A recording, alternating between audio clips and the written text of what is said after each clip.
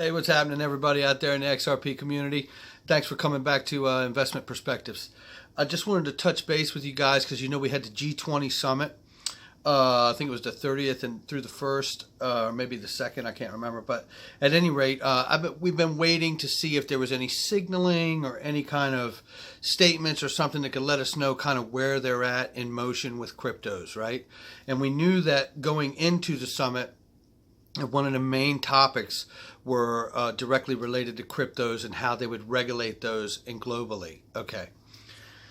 So we do have some motion, and I think it's important. It's not blast off time or some kind of moon rocket time, but I think it's just real accurate information, real time, real ground to see where they are at the summit and what's actually taking place. Now I'm going to have to read a couple things here briefly. I'll keep them short. I'm not going to read the entire article. But I'm just going to read just a few things that I think are pertinent just to say, this is where it is. And this goes back to the last video that we talked about when I was making the point that we're waiting for the classification on XRP itself, and we're also waiting for regulation and legislation to be put in place so this brand new digital asset market and cryptocurrency market can be introduced properly with the right kind of legislation that's consistent throughout the globe, like we see in other things like precious metals and oil. So, all right, so this is an article from CCN, and it's G20 countries to regulate cryptocurrencies in line with FATF standards. Now let's talk about that, because I'm going to read a piece of this and we're going to see, because how often do we hear on this channel about people from all over the globe saying, I'm talking about US stuff and it doesn't pertain to them in another country. Okay, well, you just wait till I get done reading this article. The G20 countries have signed a joint declaration in Buenos Aires where it promises to regulate cryptocurrencies and combat its use for money laundering and financing terrorism in line with the Financial Action Task Force, which is the FATF standards. Now, this is per the Saudi Gazette report, is where the CCN actually cites their information for this. So if you want to follow through that, you can look through that too. I will post this article in the comments down below, and I will also post it on my Twitter. I shared it on my Twitter already. So Section 25 of the declaration signed by the forum reads, "We will regulate crypto assets for any anti-money laundering and countering the financing of terrorism in line with the FATF standards, and we will consider other responses as needed." The FATF was created by the Organization of Economic Cooperation and Development, the OECD, as a policy-making organization to fight money laundering and the financing of terrorists. The FATF began discussing ways to introduce binding rules that would govern cryptocurrency exchanges globally earlier this year. Now I'm going to read that again. The FATF began discussing ways to introduce binding rules that would govern cryptocurrency exchanges globally.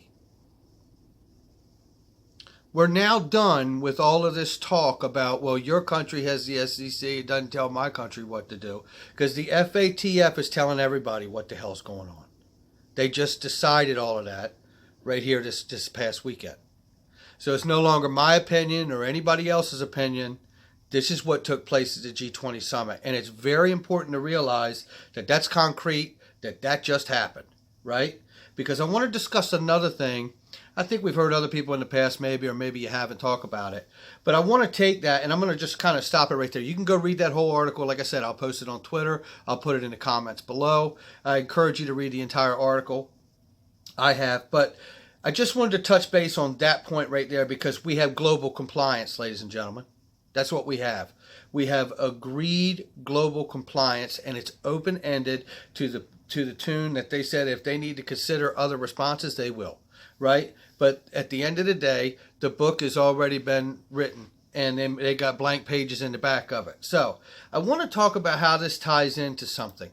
The Jevons Paradox.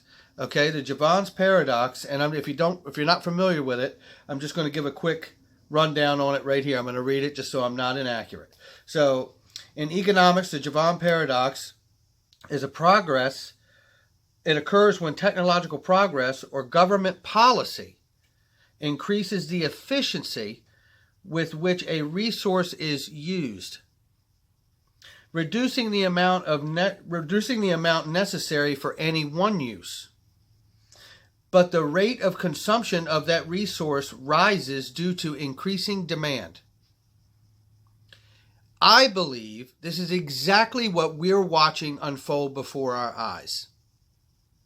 I know a good example of a Jevons Paradox is like the Industrial Revolution. You know, before they were able to make coal burn efficiently, and then they worked on it, they finally got it figured out, and then once they were able to make coal burn efficiently, originally they wanted to just make it burn efficiently or burn less so they could be cheaper. But once they realized they could do it for cheaper, it gave them the ability to make more, right, and do even more production.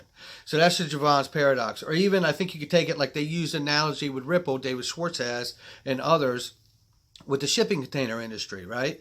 They put everything and organize it into containers instead of like on shelves on boats with no real organization of what's going on. And the next thing you do is just to be, you know, just to dial everything in. But then that created a much bigger and more efficient industry that was worth so much more. I believe that this is what we're seeing happen. This is really what XRP can do, not only within its use case value, but within the ability to couple that with the global regulation and legislation that we just read about from the G20 that the globe is in on. They are all a partner to this. All the exchanges are going to coordinate globally. So the notion that we were considering in other videos about how are you going to get all the exchanges to do A, B, C, or 1, 2, 3?